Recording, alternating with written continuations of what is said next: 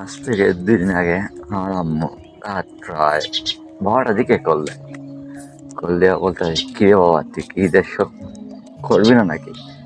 নিয়ে তোর বিকাশে আমি অল্প কিছু টাকা পাঠাইছি, এটা দিয়া ম্যানেজ করে রাখ। আমার আম্মু যে আমার কাছে ধরেন, আমার আম্মু আমারে 1,000 টাকা দিল, বাট 2,000 টাকা দিল, আর নিজে ইনকাম করি 8 থেকে 10,000, 12,000, ইভেন কি 13-14,000 টাকা কোনো মাসে আমি ইনকাম করতেছি। তো আমি চাইলে কিন্তু মার্কেট করতে পারি, তাই না? কিন্তু ওই যে আমি বড় হয়ে গেছি, সেই জন্য আর মার্কেট করার ইচ্ছা জাগে না। আপনি কখন বুঝবেন যে আপনি বড় হয়ে গেছেন জানেন? যখন ঈদ আসবে কিন্তু আপনার ভিতরে কোনো ঈদের কোনো ফিলিং থাকবে না, তখন ভাববেন যে আপনি বড় হয়ে গেছেন। আপনি কখন বুঝবেন আপনি বড় হয়ে গেছেন? যখন দেখবেন ঈদে এসে গেছে কিন্তু আপনার ঈদের শপিং করার কোনো আগ্রহ থাকবে না। একটা সময় ছিল যখন আমি ওই ঈদের শপিং এর জন্য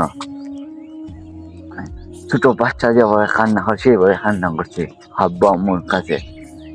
কিন্তু আজ নিজে ইনকাম করি, ঈদের সময় কোনো